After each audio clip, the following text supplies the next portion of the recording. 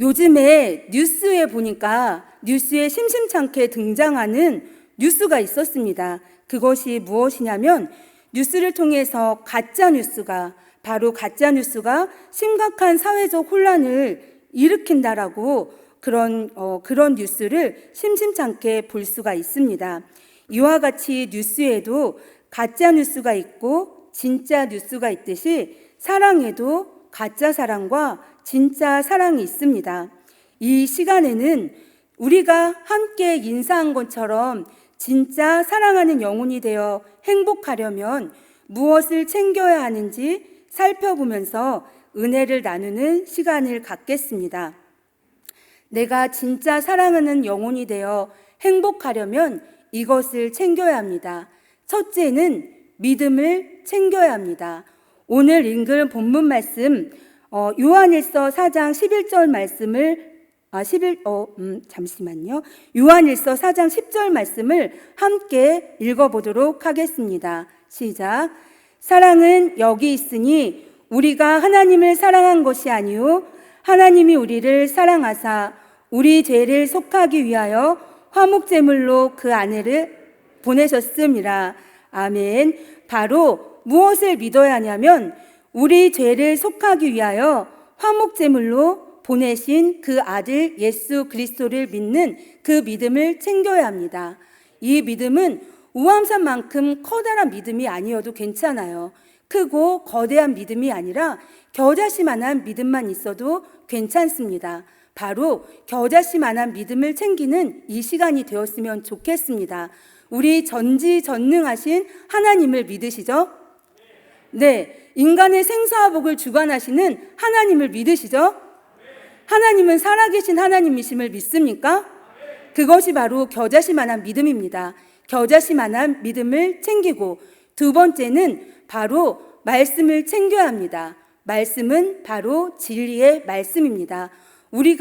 제가 말씀을 읽을 때도 우리 성도님들이 다 함께 그 말씀에 아멘이라고 화답하고 있어요. 그것은 바로 하나님의 말씀이 진리의 말씀임을 믿고 있기 때문입니다. 그 말씀에 화답하는 성도님들은 바로 말씀을 갖고 있는 분들입니다. 믿음과 말씀을 챙겼다면 세 번째 중요한 이것을 챙겨야 합니다. 바로 나의 믿음과 겨자씨만한 믿음과 내가 믿고 있는 진리의 말씀을 담을 수 있는 마음과 생각의 그릇을 챙겨야 해요. 이 마음과 생각의 그릇은 강하고 담대한 마음을 갖고 있어야 합니다. 나에게 분명히 겨자씨만한 믿음이 있고 하나님의 진리의 말씀을 믿는 그 말씀이 내 안에 있는데도 강하고 담대하지 못하면 내 믿음과 말씀이 한 발자국도 앞으로 나아갈 수가 없습니다. 강하고 담대한 마음으로 강하고 담대하게 내가 믿는 믿음과 말씀을 가지고 강하고 담대하게 나아갈 때 바로 나의 삶 가운데 열매가 맺힙니다. 그렇게 믿음과 말씀을 가지고 강하고 담대하게 나아갈 때 진짜 사랑하는 영혼이 되고 진짜 사랑하는 영혼이 되어 강하고 담대하게 나아가면 나의 삶 가운데 잘되고 형통한 축복의 열매가 주렁주렁 맺히는 것입니다. 그렇기 때문에 강하고 담대한 그릇을 마음과 생각의 그릇을 챙기는 것이 너무나 중요합니다. 우리가 잘 알고 있는 말씀처럼 잠언 4장 23절 말씀 무릇 지킬 만한 것보다 더욱 내 마음을 지키라 생명의 근원이 이에서 남이니라. 이와 같이 우리의 마음과 생각은 너무나 중요해요. 우리가 갖고 있는 겨자씨만한 믿음과 진리의 말씀을 담는 마음과 생각의 그릇이 너무나 중요합니다. 그렇다면 지금 함께 5월 둘째 주일 비전 예배를 드리고 있는 여러분의 마음과 생각의 그릇은 강하고 담대한 마음의 그릇을 가지고 계십니까? 강하고 담대하게 나아가고 계십니까? 강하고 담대하게 나아가고 계신 것 같아요. 왜냐하면 코로나가 이제 어느 정도 많이 풀리면서 우리의 활동이 자유로워지고 또 우리의 교회 가운데도 성도님들의 신앙생활의 모습이 굉장히 활기와 생기가 넘치는 것 같습니다. 그래서 우리의 예배 시간에도 생기와 활기가 넘치고, 우리의 청순 만나 식당에도 생기와 활기가 넘치고, 우리의 신앙생활의 모임도 활기를 띠고 있는 것 같아요. 그런데 제가 노파심에 이런 말씀을 준비했나 하는 조금 노파심이 들기도 했습니다. 하지만 강하고 담대한 마음의 그릇이 아닌 분들도 계실 거예요. 그와 반대로 나의 마음 가운데 강하고 담대하지 못하다면, 나의 마음 가운데 불순물이 있을 때는 내가 강하고 담대해서 앞으로 나아가고 싶어도 앞으로 나아갈 수가 없습니다. 마음의 불순물이란 바로 어두운 마음, 부정적인 마음, 어두운 생각, 부정적인 생각이 내 마음을 자리 잡고 있다면 강하고 담대하게 앞으로 나아갈 수가 없어요. 바로 마태복음 13장에서 말하는 길가와 같은 밭, 내 마음밭이 길가와 같고 돌짝밭과 같고 가시떨기와 같은 마음밭이라면 강하고 담대하게 앞으로 한 발자국도 나아갈 수가 없습니다. 그러면 진짜 사랑하는 영혼이 될 수 없고, 나의 삶 가운데 잘되고 형통한 축복의 열매가 맺혀지지도 않고, 그러면 행복할 수도 없습니다. 이렇게 나의 마음이 어두운 마음으로 가득 차 있고 부정적인 마음이 있는지 이 시간 한번 살펴보시기 바랍니다. 바로 나의 마음 가운데 강하고 담대한 마음의 그릇이 아니라 굉장히 의심하고 염려되고 두려운 마음이 있다면, 그와 같은 마음은 바로 어둠의 권세가 내 마음을 누르고 있고 점령하고 있다는 증거입니다. 내 마음이 아직도 강하고 담대하게 쏜살같이 그렇게 나아가지 못하고 왠지 주춤거리고 마음과 생각이 답답하고 불안하다면, 나의 마음을 이 시간 점검하며 그 모든 것들을 말씀을 들을 때마다 아멘으로 화답하며 다 뽑아버리는 시간이 되어지기를 간절히 소망합니다. 이와 같이 어둠의 권세가 내 마음을 붙잡고 있어서 나를 답답하고 불안하게 하고, 또한 내 마음이 의심되고 염려되고 괜히 두려움에 사로잡힌다면 나는 진짜 사랑하는 영혼이 될 수 없고 가짜로 사랑하는 영혼의 모습만을 담을 수밖에 없어요. 이 시간 내 마음을 다시 한번 돌아보고 점검하며 불순물들을 다 뽑아버리고 강하고 담대한 마음의 그릇을 준비해서 앞으로 힘차게 달려나아가는 우리 성도님들의 삶이 되어지기를 간절히 소망합니다. 이에 한 가지를 더 조심해 보려고 합니다. 그것은 무엇이냐면 말을 조심해야 합니다. 내가 강하고 담대한 마음과 생각의 그릇을 챙기려면 내 입술의 말을 조심해야 돼요. 항상 긍정적인 말, 그리고 항상 믿음의 말을 하는 우리 성도님들이 되시기를 바랍니다. 괜히 부정적인 말, 그리고 또한 부정적인 말이나 상대방을 죽이는 말들이 있죠. 그리고 또 남을 즐겁게 해주고 상대방을 위해주고 또한 상대방을 기쁘게 하거나 배려하는 말이 아니라면 말을 굳이 많이 하지 마십시오.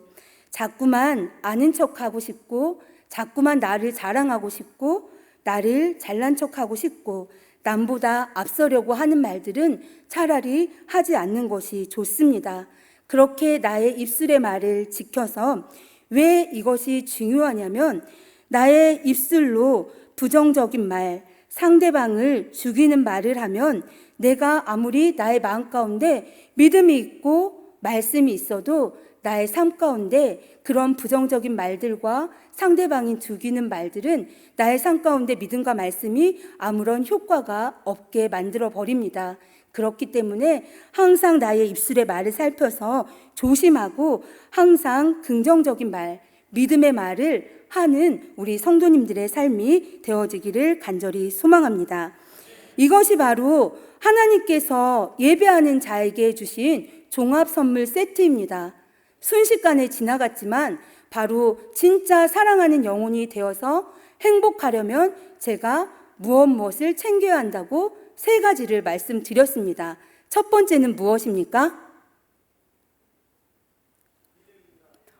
감사합니다. 감사합니다. 믿음입니다. 그런데 어떤 믿음을 챙기라고 했죠? 겨자씨만한 믿음입니다. 두 번째는 무엇을 챙기라고 했죠? 말씀입니다. 맞아요. 진리의 말씀을 챙겨야 해요. 세 번째는 무엇을 챙기라고 했죠? 아멘. 강하고 담대한 마음의 그릇입니다. 아직도 말씀을 들으며 내 마음과 생각이 복잡하고 왠지 답답하면 말씀을 듣는 순간순간 계속해서 그 불순물들을 다 뽑아버리고 버리면 됩니다. 그러면 쑥쑥 말씀 가운데 내 아멘의 신앙 고백 가운데 그런 불순물들이 다 빠져나아갑니다. 이것이 바로 믿음과 말씀과 강하고 담대한 마음의 그릇이 예배하는 자에게 하나님께서 주시는 종합선물 세트와 같은 것입니다. 요한일서 말씀에서는 바로 첫 번째 하나님에 대한 그리고 하나님과의 사귐에 대한 참된 지식을 가진 자의 세 가지 표지에 대해서 말하고 있어요. 하나님과 사귐을 갖는 자, 하나님과의 사귐에 대한 참된 지식을 가진 자에게는 이와 같은 세 가지 표식이 나타난다고 말하고 있어요.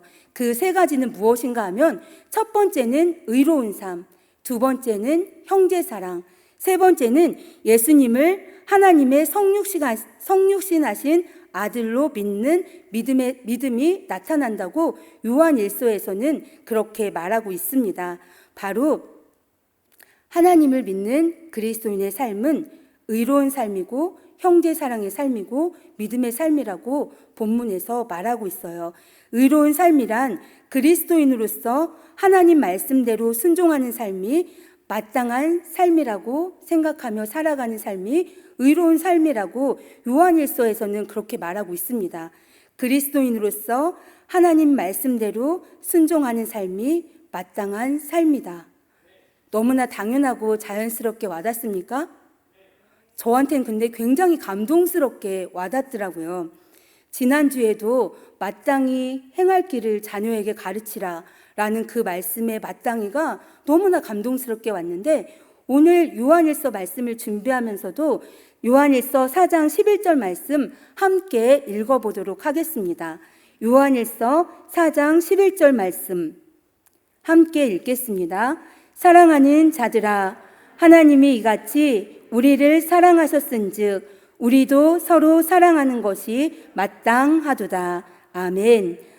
하나님을 또한 예수님을 믿는 그리스도인은 바로 의로운 하나님 말씀대로 사는 삶이 마땅한 삶이고 사랑하며 사는 삶이 마땅한 삶이라고 말하고 있어요. 이미 얼마 전에 종영된 드라마가 한 편 있었습니다. 옷소매 붉은 끝동이라는 드라마를 보신 적이 있습니까? 혹시 보신 적이 있으신 분은 살짝 손을 이렇게 없으십니까? 네, 그 옷소매 붉은 끝동이라는 사극 드라마가 있었어요. 시청률이 얼마나 높고 인기가 얼마나 많았는지 그 드라마가 종영되고도 예체능 프로그램에서 안 나오는 프로그램이 없을 만큼 거기에 등장했던 배우들이 안 나오는 프로그램이 없을 만큼 그렇게 시청률과 인기가 하늘을 찔렀습니다. 저는 계속 보진 못하고 띄엄띄엄 봤지만 그 중에서도 굉장히 감동적인 장면이 있었습니다. 바로 이 옷소매 붉은 끝동이라는 사극 드라마에서 제가 인상 깊고 마음에 왔던 것은 바로 그 왕의 사명을 잘 감당하기 위해서 온전하게 감당하기 위해서 몸부림치는 그 왕의 모습이 마음에 와닿았었고 또 그 사극 드라마에서는 어린 궁녀가 주인공으로 나와요. 어릴 때부터 이 궁녀는 특히 왕의 궁녀가 아니라 동궁의 궁녀였어요. 왕세자의 궁녀였는데 어릴 적부터 궁녀의 교육을 받습니다. 그래서 궁녀는 어릴 적에 교육받은 대로 나는 저 동궁을 위해서 생명을 다해 보필하는 것이 나의 역할이고 나의 사명이라는 것을 교육받아요.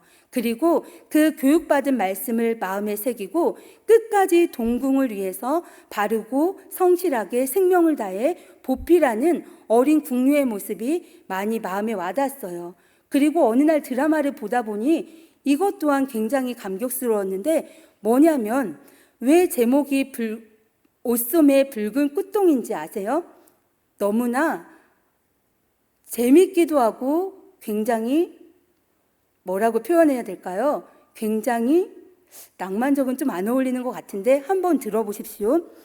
바로 옷소매의 붉은 끝동은, 궁녀들의 옷소매의 붉은 끝동은 왕의 여인이라는 증표였대요. 궁녀들은 옷소매 끝을 붉게 물들여 입었다고 합니다. 그래서 그 궁녀를 상징하는 표현으로 옷소매 붉은 끝동이라는 제목을 갖고 있는 거예요. 그 제목이 많이 와닿지 않는 것 같네요. 빨리 넘어갈게요. 그리고 마지막 이 말씀을 하기 위해서 이 긴 서론이 있었는데, 그리고 가장 제 마음에 와닿았던 장면이 있는데 그 장면은 바로 이것입니다. 처음엔 이 왕세자 동궁과 어린 궁녀로 만나지만, 어릴 적엔 이렇게 만나지만 나중에는 이 어린 동궁이 왕이 되고 이 어린 궁녀가 왕의 후궁이 돼요. 그래서 왕의 후궁이 되어서 어느 날 왕이 그 빈이라고 한대요. 왕세자의 후궁을 빈이라고 하는데 빈의 이름을 지어주는 장면인데 그 빈의 이름을 의빈이라고 이름을 지어줘요. 의빈. 풀어보면 마땅할 의, 그리고 빈인 거예요. 빈은 무슨 자인지 모르겠네요. 그래서 그렇게 의빈이라고 이름을 지어주자 이 궁녀가 왜 마땅할 의, 왜 의빈이란 이름을 나에게 주었느냐 물으니까 그 왕이 하는 말이 당신은 빈이 되기에 마땅하다. 빈이 되기에 마땅한 사람이라고 말해주는 그 멘트가 너무나 좋았습니다. 빈이 되기에 마땅한 사람. 바로 오늘 말씀에서도 그리스도인의 마땅한 삶. 그리스도인이기 때문에 너무나 마땅한 삶은 의로운 삶이고 형제를 사랑하는 삶이고 또 성육신하신 하나님의 아들 예수님을 믿는 삶이라고 요한서신에서 그렇게 말하고 있는 거예요. 그리스도인에게 마땅한 삶인 이렇게 의로운 삶, 형제를 사랑하는 삶을 살아감으로 말미암아 진짜 사랑하는 영혼이 되어서 행복한 열매를 맺는 우리 성도님들의 삶이 되어지기를 간절히 소망합니다. 마지막으로 두 번째 이 요한서신에서는 이 요한서신을 지배하는 두 가지 위대한 사상이 나옵니다.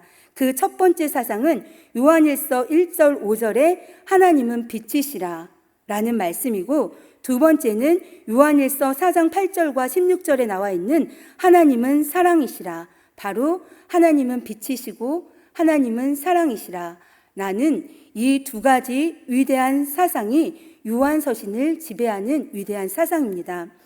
이 요한서신을 살펴보면서 얼마 전 저한테 걸려온 한 통화의 전화가 생각났어요.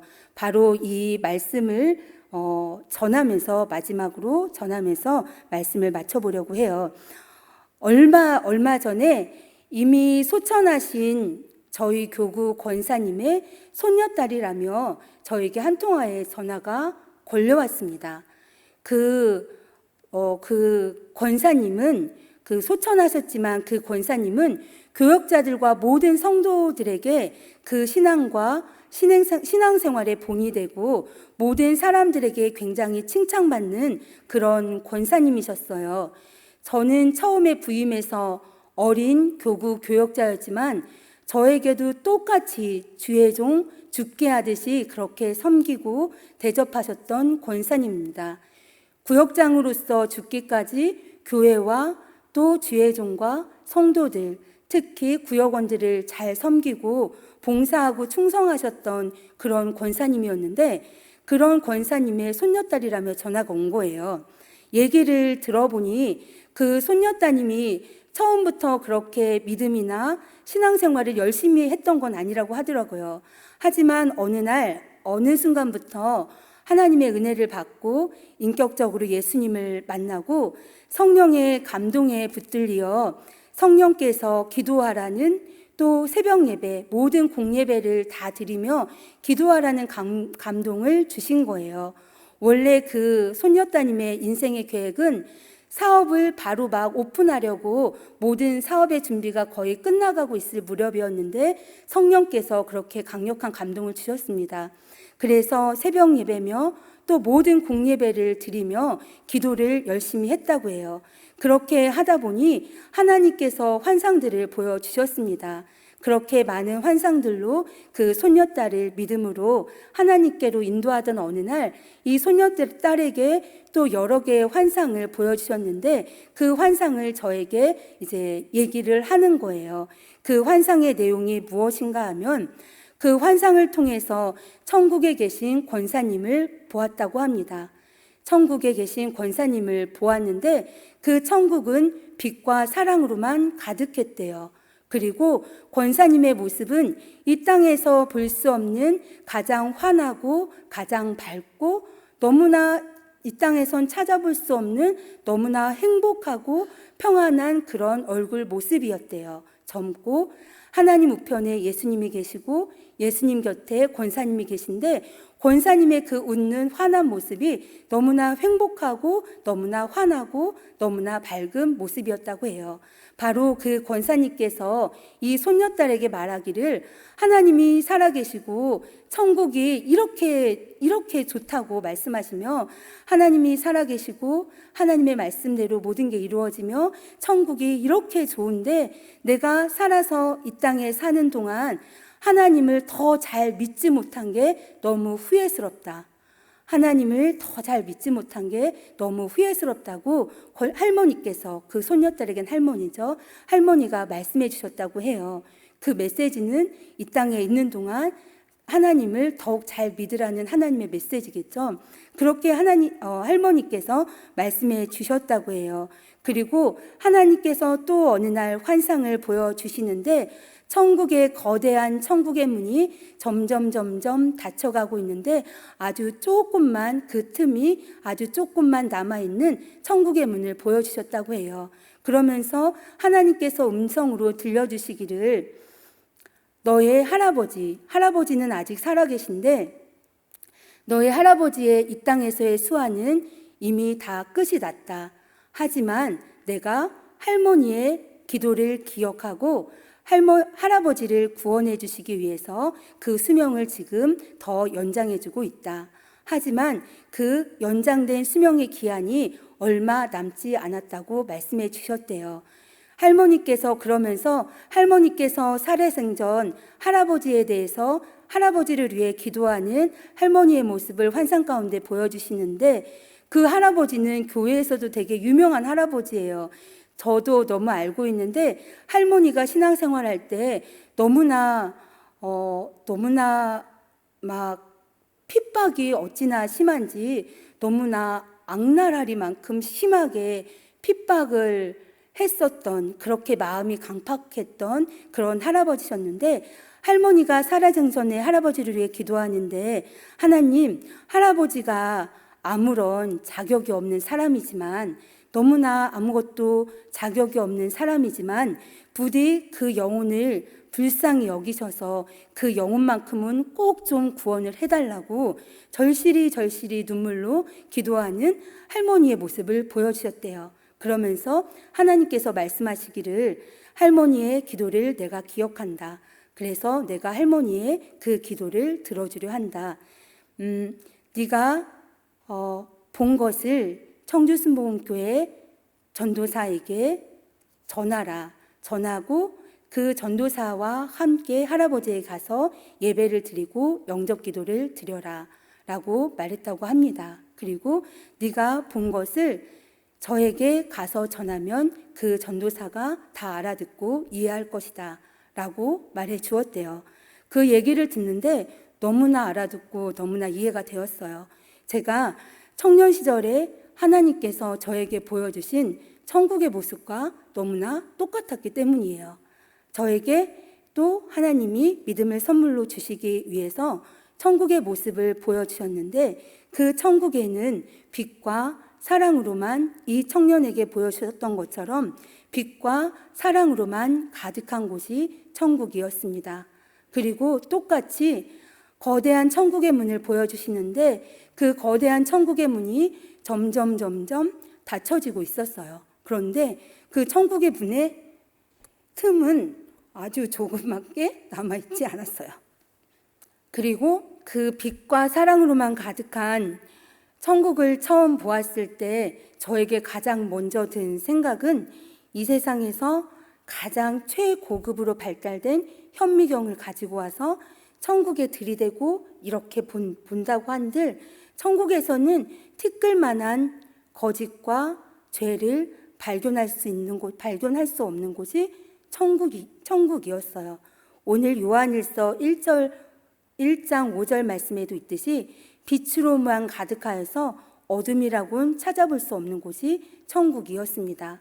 그리고 뒤이어 깨달아지는 것이 그 빛과 사랑의 에너지가 얼마나 어마어마한지 처음에 깨달아지는 건 바로 오늘 함께 봉독한 요한일서 4장 8절 말씀이 깨달아졌습니다.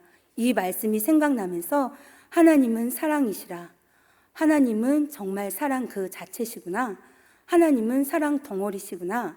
라는 것이 깨달아졌고 그 빛과 사랑의 에너지가 얼마나 어마어마한 것인지 그 사랑의 에너지 앞에서는 그 어떤 거짓과 악한 것들이, 악한 원수마귀, 악한 어둠이 사랑의 에너지 앞에 남아있을래야 있을 수조차 없는 곳이 천국이었습니다. 그리고 그 어떤 질병도 그 빛과 사랑의 에너지 앞에 남아있을래야 남아있을 수 없는 곳이 그런 곳이 바로 천국이었습니다.